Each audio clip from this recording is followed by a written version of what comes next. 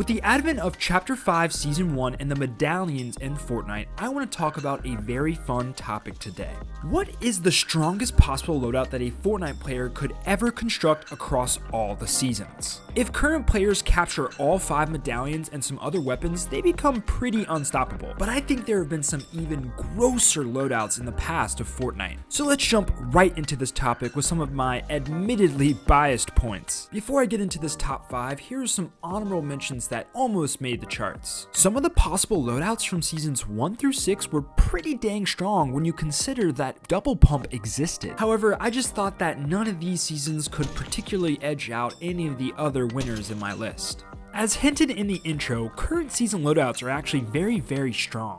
I hesitated to put them on the list, however, because of how new this season is. But I will say that the 5 medallion combo plus the sniper gameplay right now really makes this season a big heavy hitter. My final honorable mention is the Infinity Gauntlet / in-game LTM in Chapter 2 Season 4. My reasoning for this is plain and simple. The Infinity Gauntlet plus the Infinity Stones was just downright scary. Like playing fully powered up Thanos players basically turned Fortnite into a horror game. With the honorable mentions out of the way, let's jump right into the list. Coming in at number 5 on the list is Chapter 3 Season 3. Now, the main reason why this season was able to surpass others is because of the Kamehameha. That thing was straight up broken and terrifying. It was one of those mythics that not even boxing could save you from. But this mythic is not this season's only strong suit. The season had a great all-around list of weapons and utility to aid the Kamehameha loadout. Items like the Nimbus Cloud provided great movement, and there was a strong list of ARs for players to use. The SMG and shotgun loot pool wasn't my favorite this season, but they still did the job when they were needed. Thus, the loadout that I was thinking about in my head when I put this season in this spot is the Hammer AR, the Striker Pump Shotgun,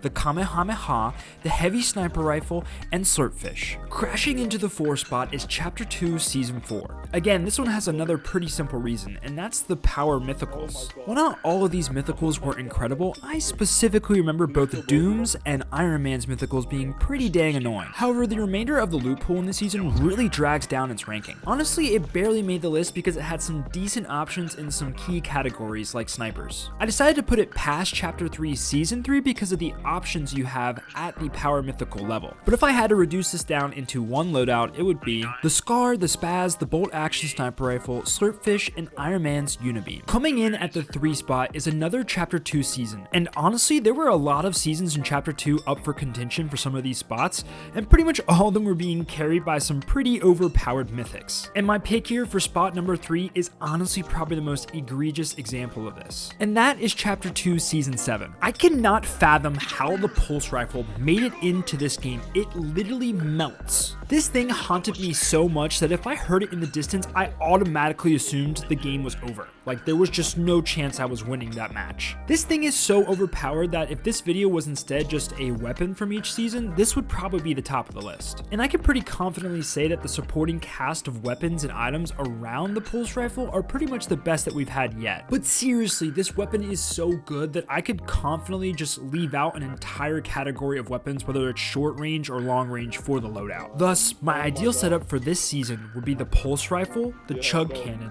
the Railgun, and the P90. Coming in at the number 2 spot is the insanely chaotic Chapter 1 Season 7. The Infinity Blade, the end of the double pump, and the plane alone make this season a big heavy hitter. And the craziness of this season does not stop with these amazing items. If you look at any weapon class, there are some insane weapons that you can use. This season's loot pool is so deep that I could probably end up making 3 or 4 loadouts that would end up on this tier list, but if I had to pick one, I am of course going with the iconic Infinity Blade. And finally, coming in at that number 1 spot is Chapter 4 Season 1. The reason why this season stands out among the rest is because of one set of weapons, and that is the Heisted Weapon Exotics. Epic basically said we are going to make a set of weapons that could all be top 3 in their respective weapon category and make them all available at the same time. And if they didn't make a heisted weapon for one of the weapon classes, don't worry, they still have some A-listers there for you to use. Did I mention that augments are now active explosive too, giving players basically perks. And do not fret because the heals didn't drop off either. What's even crazier is that we were one patch away from both the Kamehameha and the Deku Smash